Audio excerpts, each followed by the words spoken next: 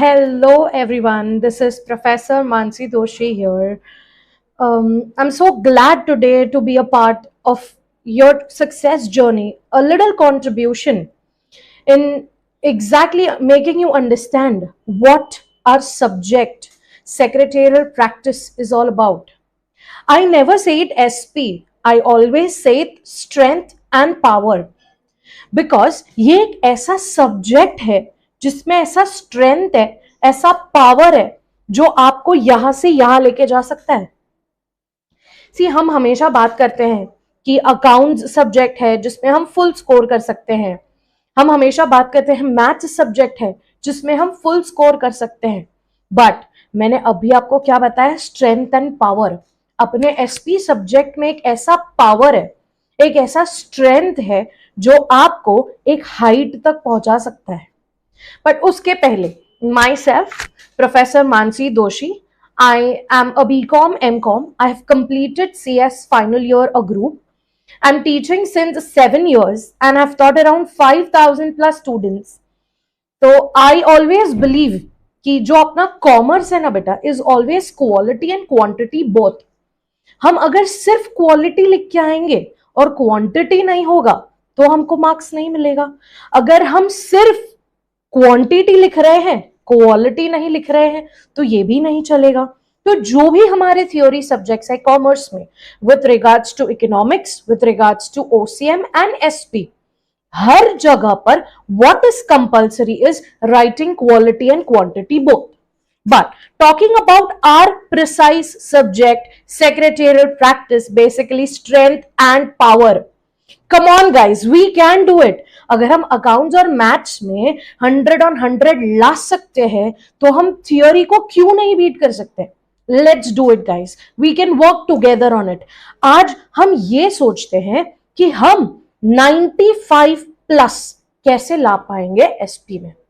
And I'm so glad, so proud to tell you that last board exam that was conducted in 2025, one of our students scored 98 in SP. Commendable, super commendable. And I'm so proud that we could contribute, and we will always love to contribute in the success of our kids.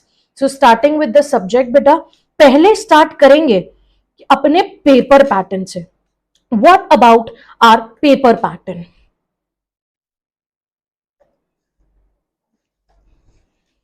Okay, so starting with the HSC board examination and talking about the subject SP. कैसे score करना है 95 plus marks? If I can do it, if others can do it, obviously we, like you and we both together, can do this. So what are the tips and tricks in all these? ये सब अपन ये session में पढ़ेंगे। But starting with the paper pattern and the weightage of the chapters. बेटा बाकी सब में अपने को अपना जो चैप्टर वाइज वेटेज होता है, बाकी सब जैसे ओसीएम में यू हैव वेटेज पर chapters, but in SP weightage पर chapters becomes literally like impossible, because board ने क्या दिया है हमको, बोर्ड ने चैप्टर वाइज नहीं बट चैप्टर्स को क्लब करके वेटेज दिया है। तो जब हम यहां पर देख रहे हैं तो chapter number 1 and 2 which is relating to sources of corporate finance, इसका compulsory weightage 17 marks and with option आपको यहां पे मिल जाएगा 25 मार्क्स। अब सेकंड अगर हम देखें capital raising which relates to your preference shares, equity shares, debentures, deposits, that is chapter 3, 4 and 5, इसका compulsory weightage is 24 marks and with option it is 35 marks. Coming up next, which is your letter writing wala chapters, chapter 6, chapter 7 and chapter 8. ये तीनों chapters में से compulsory questions आने वाले हैं आपको 13 marks के, whereas with options you are going to get it for 18 marks. In case of depository system, which is chapter number 9, बेटा यहाँ पे एक सिंगल चैप्टर का वेटेज दिया है which is 7 marks per chapter and with option it is 11 marks. Chapter number 10, which is payment of dividend and interest, compulsory question of 9 marks, and with option it is 13 marks. Last two chapters of our syllabus, which is chapter 11 and 12 relating to financial market, यहाँ पे compulsory marks is 10 and with option it is 14. तो अगर हम देखें तो total अपना paper जो आने वाला है बोर्ड का examination paper is 116 marks with option, out of which आपको अटेंड करना है, कंपल्सरी अटेम्प्ट करना है 80 मार्क्स। करेक्ट। अब ये 80 मार्क्स अपने पे है कि हम कौन से चैप्टर को ज्यादा वेटेज देते। ओके अब कितने चैप्टर को क्या ज्यादा वेटेज देना है उस पर डिस्कस करते हैं। अगर हम चैप्टर 1 to 5 देखें बेटा, तो it is 1, 2, 3, 4 and 5th chapter. अगर हम कंपल्सरी क्वेश्चन देखें तो it is 17 and 24, so it comes around 11 and 1 41 marks. Out of 80 marks compulsory, 41 marks is from chapter 1, 2, 3, 4 and 5. तो इससे what we can conclude is कि out of all these 12 chapters अपने को compulsory एकदम thorough in depth knowledgeable कौन से chapters होने चाहिए? Chapter 1, chapter 2, chapter 3, chapter 4 and chapter 5, right. उसके बाद जब हम लेटर राइटिंग डिस्कस कर रहे हैं which is chapter 6, 7 and 8, if you see in basic अपना जो चैप्टर्स है चैप्टर 6, 7 एंड 8 उसमें लॉन्ग आंसर्स भी है, like basically answer in brief of 4 marks कि what are the precautions to be taken while talking और while corresponding by the CS with the shareholders, the debenture holders and the depositors. But do you feel those questions are that important? अब मैं आपको बताती हूँ कैसे। अगर आप check करोगे तो कंपल्सरी मार्क्स इज 13 में से आपको 2 लेटर कंपल्सरी लिखना है, तो 2 लेटर में से एक लेटर कितना वेटेज कैरी करता है? 5 marks. So 5 and 5, 10 marks are allotted for your letter writing. So the next 3 marks, अगर आप पेपर पैटर्न देखोगे तो 4 मार्क्स से राइटिंग क्वेश्चंस स्टार्ट होते हैं and up to 3 marks it's obviously case study and explain the term or concept or the objectives. So from chapter 6, 7 and 8 it is always like acceptable to study the letters, और as per board paper pattern आपको ये भी पता होना चाहिए कि chapter 6, chapter 7, chapter 8 तीनों में से कंपल्सरी एक लेटर पूछा जाएगा जिसमें से आपको 2 अटेम्प्ट करने हैं। 2 मतलब आइदर 6, 8, आइदर 7, 8, आइदर कोई भी कॉम्बिनेशन का 2 chapters. So I would request कि तीनों में से कोई 2 चैप्टर्स एब्सोल्यूट आपको थरो होने चाहिए। Coming to next chapter which is chapter 9, that is depository system. एक चैप्टर कंपल्सरी 7 मार्क्स का आने वाला है, नो डाउट इसमें से कभी भी 8 मार्क्स का क्वेश्चन नहीं आएगा, that is your long answer का part. The last question of your board exam that is long answer, इसमें आपको फोकस करना है chapter number 2, 3, 4 and 5.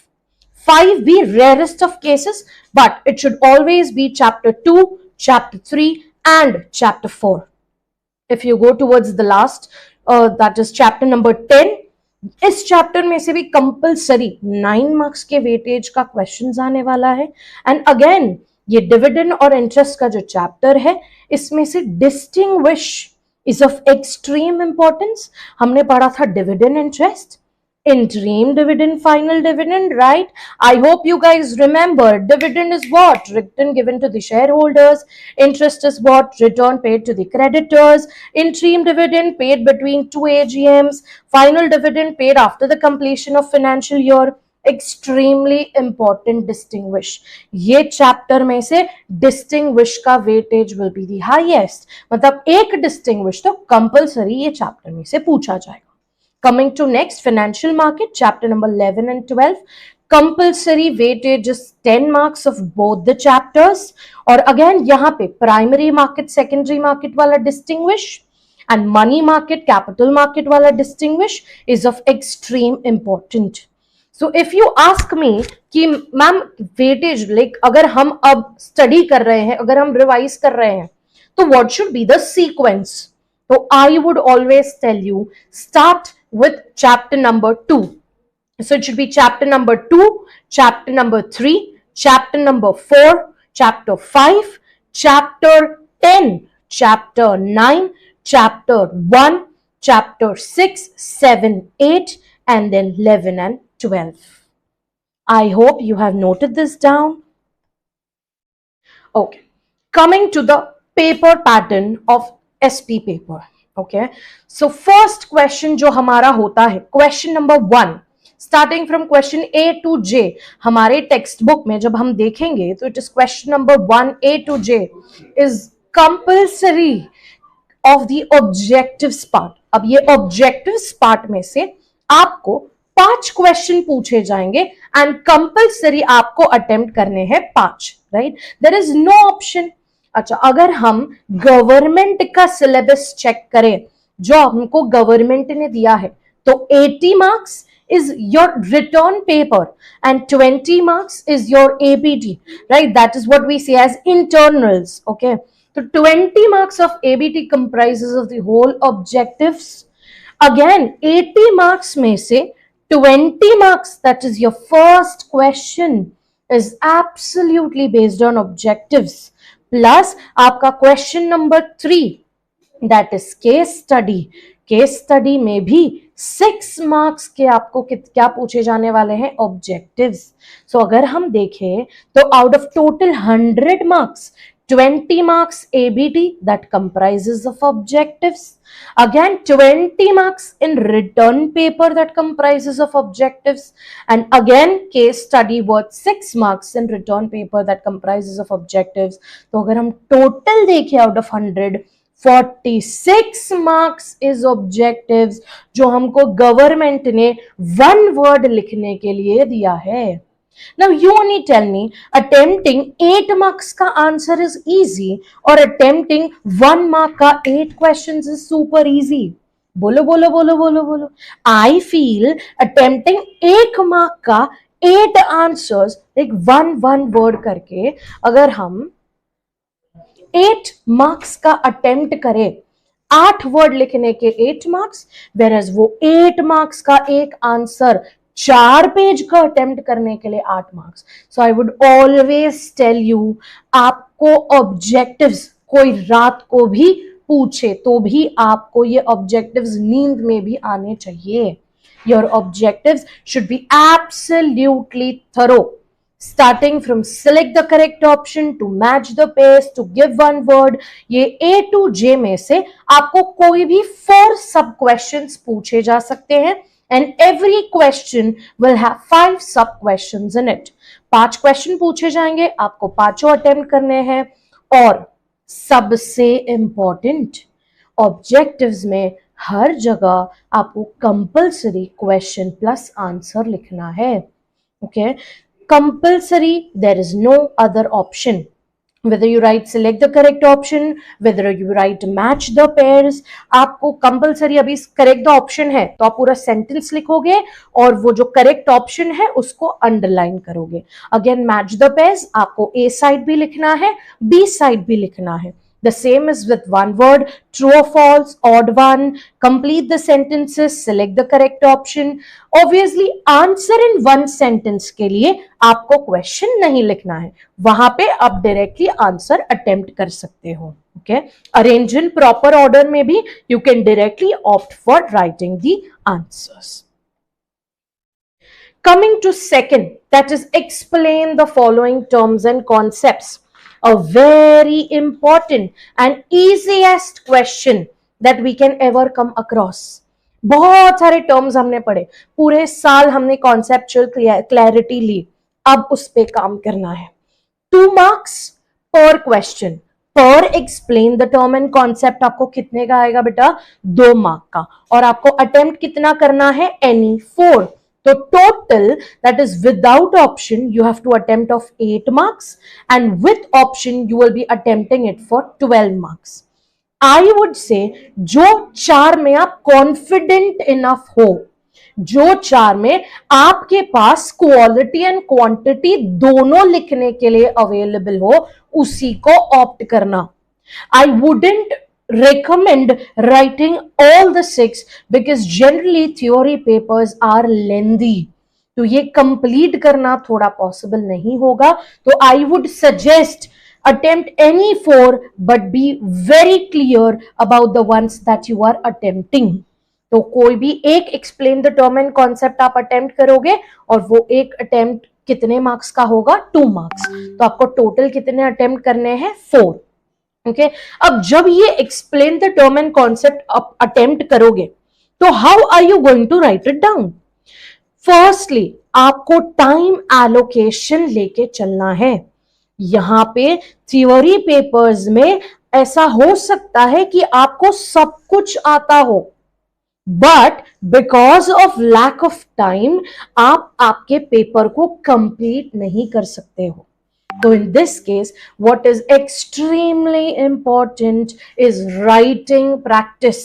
Still we have time, still we can do it, still we can work together and achieve our goal, but you need to work hard. There is no other option here.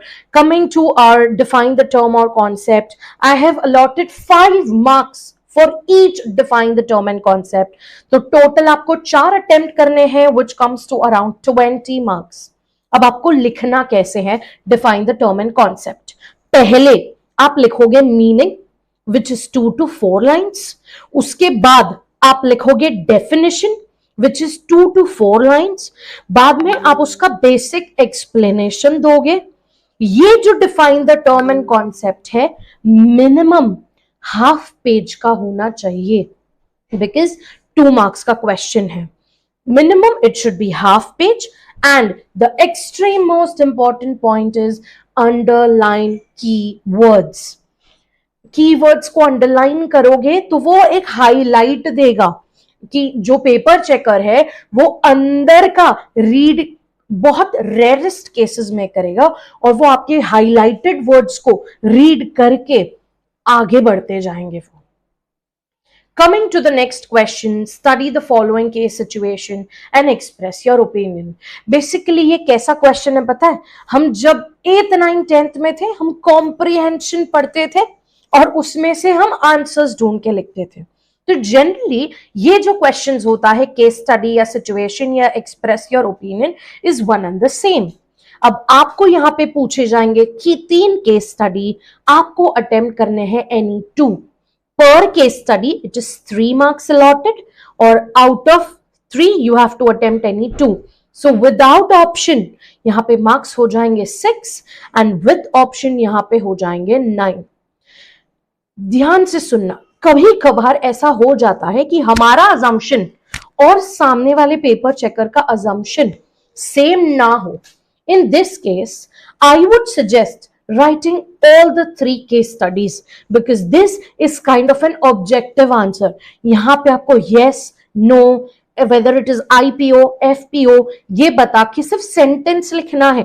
तो I don't think this will take much of your time, but here we are going to play safe कि अगर एक भी गलत हो जाए तो हमने और दूसरा वाला क्या करके रखा है, एक्स्ट्रा ऑलरेडी लिख के रखा है. जब हम केस स्टडी लिख रहे हैं तो I have allotted 1 minute for each answer, that is total 6 minutes and you need to write the answers directly.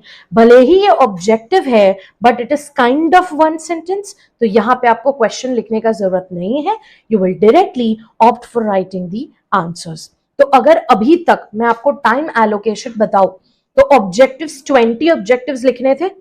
20 objectives के लिए मैंने 10 मार्क्स दिया, 10 मिनट्स दिया है. That is 30 seconds for each objective. आपको वो ऑब्जेक्टिव लिखना है, अटेम्प्ट करना है.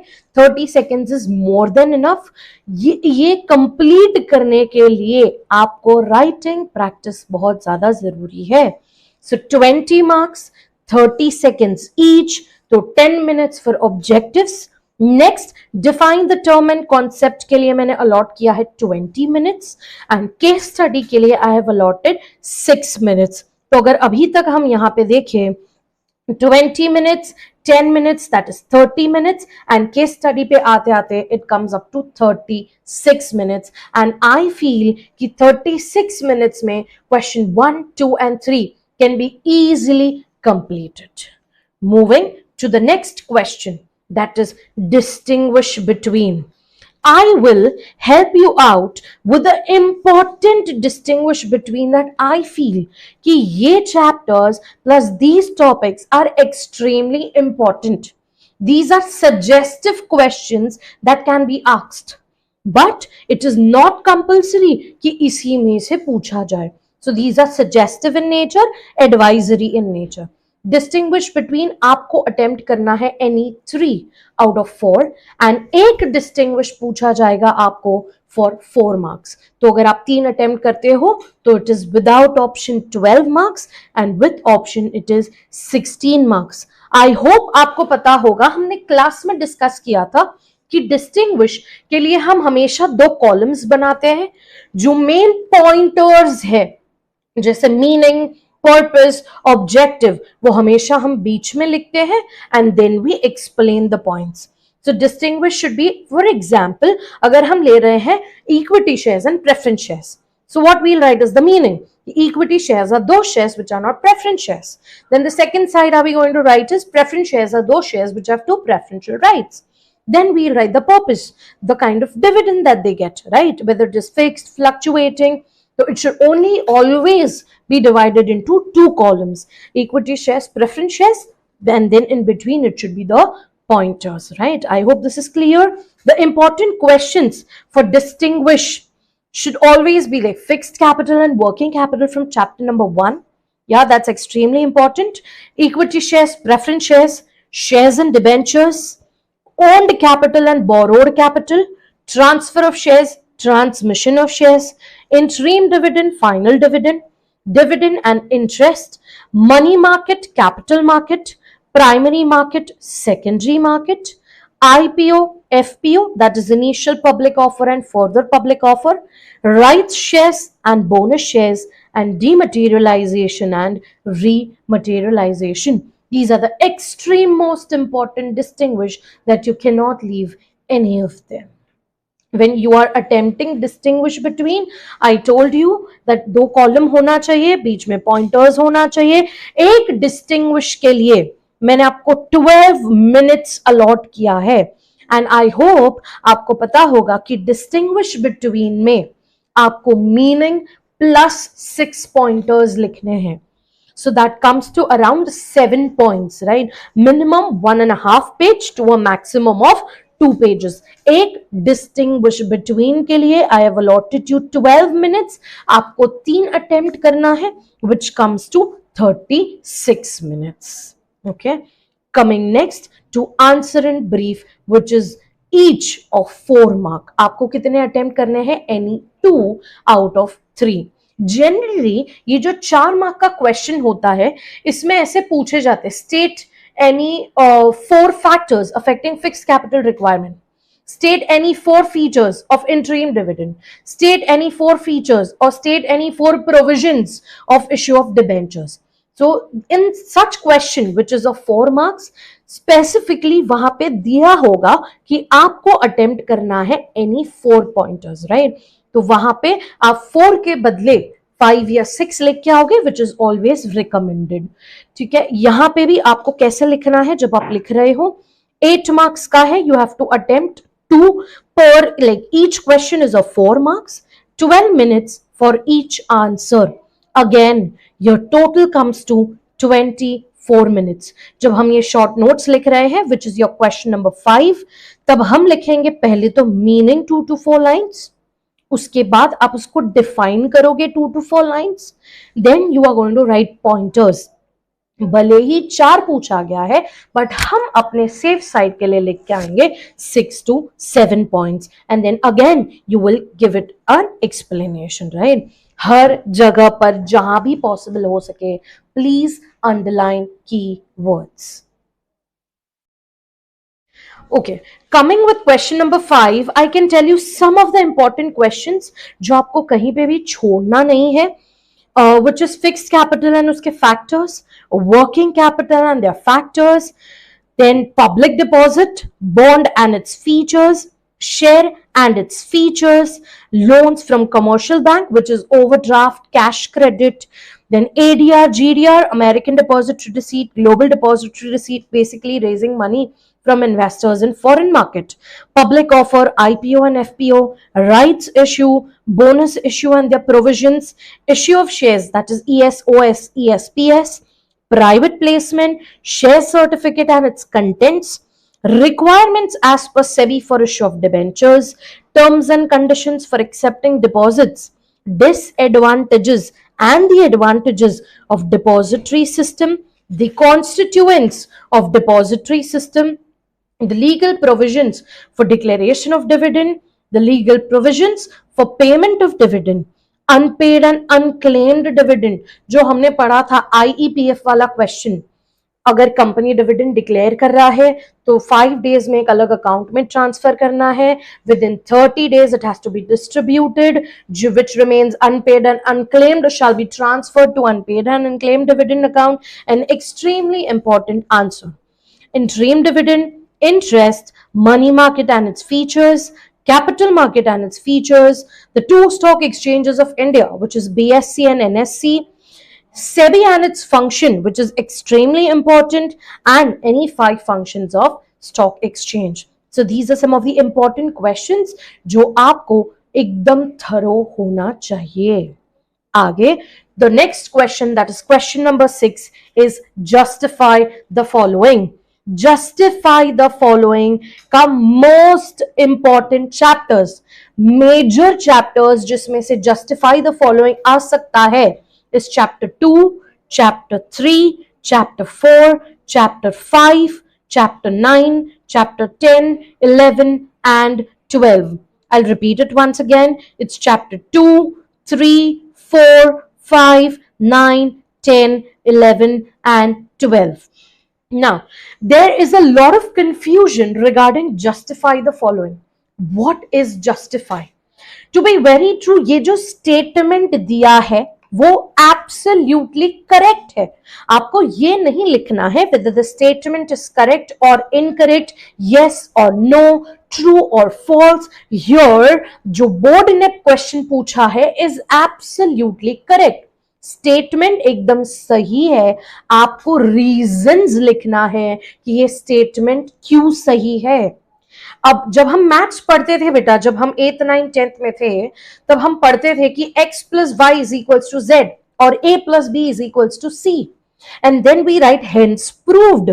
The same way यहां पे आप पूरा एक्सप्लेनेशन दोगे एंड लास्ट में, बिकॉज ये क्वेश्चन बोलता है that you need to justify, you need to prove, तो हम लास्ट में एक लाइन कंक्लूडिंग लाइन लिखेंगे, hence we can conclude that example equity shareholders are the real owners of the company, or hence we can state that the firm has multiple sources of financing.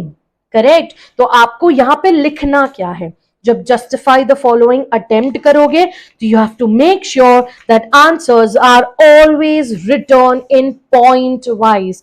आपको यहां पे paragraph नहीं लिखना है, आपको pointers में लिखना है। पहले मीनिंग लिखोगे, उसके बाद डेफिनेशन लिखोगे। जो भी questions starting from question number 4, 5, 6 that is distinguish छोड़ के जो भी ब्रीफ है, जस्टिफाई है, ये सब में ट्राई करना कि आप हर एक क्वेश्चन में मीनिंग प्लस डेफिनेशन लिख के आते हो। It is kind of a cherry on the cake, right? So justify में 12 minutes for each answer. You have to attempt any 2 out of 4. So total comes to 24 minutes. Again, meaning 2 to 4 lines, definition 2 to 4 lines, explanation plus the conclusion, the extreme most important. वरना क्या होगा पता है, अब जब conclusion नहीं देते हो ना तो वो पूरा आंसर इनकम्प्लीट लगता है कि आपने उसको प्रूफ करने का कोशिश नहीं किया। जब आप कंक्लूड कर देते हो तो आप बताते हो कि these are the following reasons because of which we state that the following statement is absolutely correct, right? Next, attempt the following, which is letter writing. मैंने अभी आपको बताया attempt the following letter writing में question number 7 में every single chapter से एक letter आने वाला है, विच is chapter 6, chapter 7 and chapter 8. ये तीनों चैप्टर्स में से एक एक लेटर आपको पूछने वाले हैं और उसमें से आपको अटेम्प्ट करना है any two. So out of these 3 chapters, any 2 chapters should be absolutely thorough with. Okay. Next, the long answer, जिससे हम सब डरते हैं, बट यही तो सबसे इजी है. यहां पे 4 पेज भरना इज जस्ट अ फ्लूक. क्यों बताती हूं मैं. एग्जाम्पल आपको पूछा गया है, explain define preference shares and state its types. तो हम पहले क्या लिखेंगे, हम पहले इंट्रोडक्शन देंगे प्रेफरेंस शेयर्स का, कि प्रेफरेंस शेयर्स आर दो shares which enjoy 2 preferential rights, और उसको अपन बताएंगे, फिर उसके बारे में डेफिनेशन लिखेंगे एंड देन हम उसका फ्लो चार्ट बनाएंगे. जहां पर भी हो सके ट्राई करो हर जगह ट्री डायग्राम्स और फ्लो चार्ट्स बना सको, but this will only be possible if you complete your answers on time. वरना क्या होगा, हम फ्लो चार्ट्स बनाते बैठ रहे हैं और हमारे पीछे वाले जो आंसर्स है वो बच गए हैं. So I would recommend first completing your answer and then आप थोड़ा थोड़ा जगह छोड़ दो आपके फ्लो चार्ट्स बनाने के लिए. बट ये तभी ही पॉसिबल हो पाएगा जब आप टाइम देख के चल रहे हो. I would request you all, अभी तक अगर कोई भी रिटर्न प्रैक्टिस नहीं स्टार्ट किया है, मेजर लोगों ने प्रीलिम्स दिया होगा, कॉलेज का प्रीलिम्स, क्लासेस का prelims, so you have got enough of practice, but still हम और मेहनत करेंगे, हम और ट्राई करेंगे, हम और कोशिश करेंगे, राइट. तो यहाँ पे और हमारे पास टाइम है. We have slots between the 2 board exams. वहां पे try, like take your watch, sit at a side, watch को लेके चलो, 10 मिनट का टाइमर रखो, 10 मिनट में ऑब्जेक्टिव कंप्लीट होना ही चाहिए. नहीं हो रहा है छोड़ दो, go to the next question. इसी हिसाब से आप पेपर कंप्लीट कर पाओगे. Or else trust me, it will be a little difficult to complete your paper if you do not have writing practice. और बहुत टाइम है, बट अगर हम टाइम वेस्ट करेंगे तो time will slip off, right. Coming to the last question, attempt the following, that is long answer. Long answers के लिए आपको फोकस करना है only chapter 2, 3, 4 and 5. I'm stating the important questions that I feel you should note it down. First, what is equity shares? Explain its features. Second, explain the features of preference shares. Third, explain the types of preference shares. Fourth, explain the features of debentures. Fifth, explain the types of debentures. Next, explain the procedure for issue of debenture. Next, explain the classification of share capital and explain the statutory provision for allotment of shares. And last is explain the statutory provisions for issue of debentures. These are the extreme most important answers for long answer, and आप मुझ पे थोड़ा trust रखो, trust me on this. ये answers करके गए तो पूरा का पूरा 8 मार्क अपने हाथ में है. नाउ गवर्नमेंट आपको इतना सपोर्ट कर रहा है, out of 100 marks 46 marks is given to objectives, right. तो इट इज आवर ड्यूटी कि ऑब्जेक्टिव्स को हम कहीं पे भी, कोई not even a single objective is left side. 12 के 12 चैप्टर्स और अपने चैप्टर के पीछे हर जगह पर question number 1A to question number 1J के लिए ऑब्जेक्टिव्स दिए गए हैं, वो हमें करने हैं. Once again, this is the kind of paper pattern, question paper pattern. First is any 4 sub questions to be asked, that is objectives. Without option, you have to attempt 20, that is compulsory, you have to attempt 20. Explain the terms and concepts, you have to attempt any 4 out of 6. 1 each is of 2 marks. So without option it is 8 and with option it is 12. Case study, you have to attempt any 2 out of 3. per case study it is 3 marks and with option it is 9 marks. Distinguish between आपको 3 attempt करने हैं. मैंने आपको important distinguish का एक list बना दिया है. Answer in brief you have to attempt any 2. और मैंने बताया आपको ये जो मेजर क्वेश्चंस आएंगे will state that you have to state any 4 features or any 4 provisions out of the above, right? Next is justify the following statements. You have to attempt any 2 out of 4 and I have given you the important chapters, which is chapter 2, 3, 4, 5, 9, 10 and 12 for justify the following. In case of letter writing, you have to attempt any 2 और तीनों chapters में से compulsory एक letter आएगा.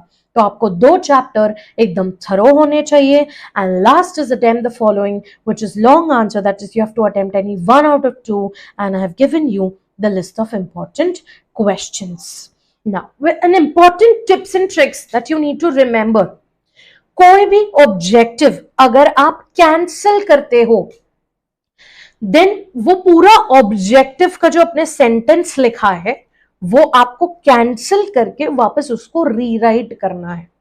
सो basically if any cancellation is done in objectives then complete wrong would be given. So you can strike out the entire statement and again rewrite the answer and underline it.